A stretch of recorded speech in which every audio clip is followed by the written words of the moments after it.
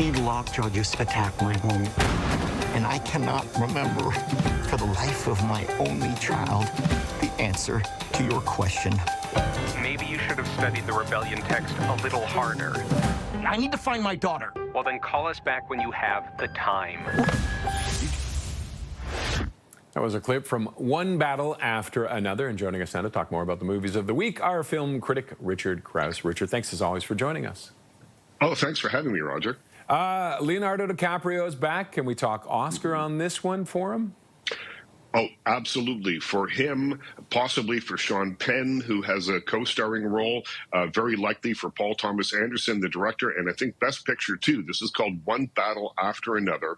And when it begins, it's the story of Bob, played by Leonardo DiCaprio, who, when we first meet him, is a revolutionary working with a group called the French 75.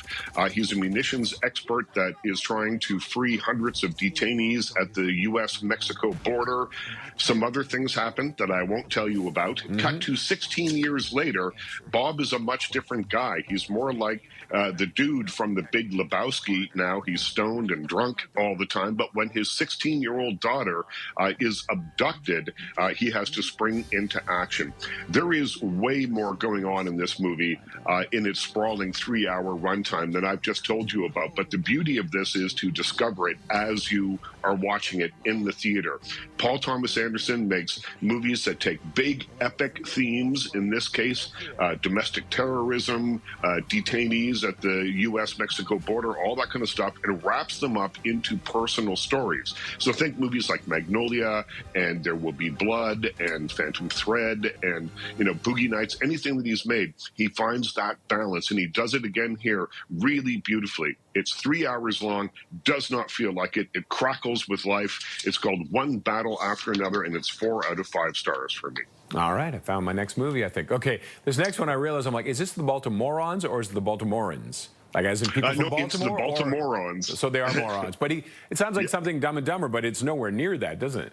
No, this is as simple as One Battle After Another is complex. The Baltimorons is just a simple movie about two lost souls who kind of find themselves. So there's an improv comedian who on Christmas Eve falls, breaks his tooth, and needs to get it fixed right away. The only dentist that's open in Baltimore that day is Dee Dee, who we're seeing on screen here.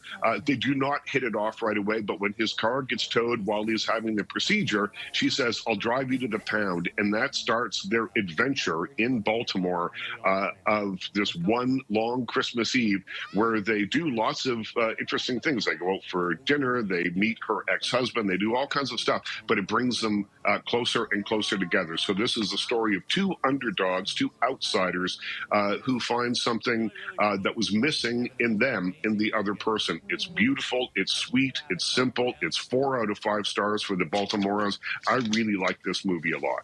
And sometimes we need movies like that, don't we? Absolutely. Yeah, no, this is just a life-affirming, fun, happy movie that I think people will really enjoy if they give it a chance. Okay, Eleanor the Great, the directorial debut for Scarlett Johansson. Yeah, she's not only the biggest selling female actress of all time at the box office, she's now a film director, and she's made a movie starring June Squibb as a woman who, when we first meet her, is living with her best friend. Their husbands have died. When her best friend dies, June Squibb's character goes off to live with her sister in New York City, many states away from where she had been living. And to fit in with the people that she's meeting, she tells a lie, and that lie gets bigger and bigger and bigger as the movie goes on.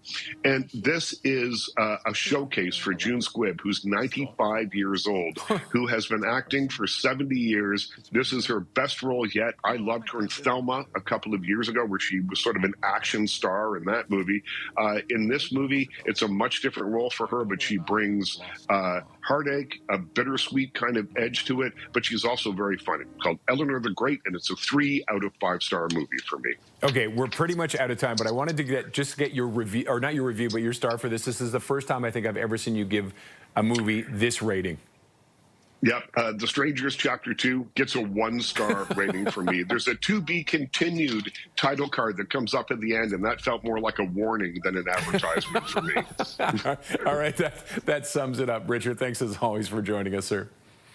Thanks for having me, Roger. Richard Crouse is our film critic.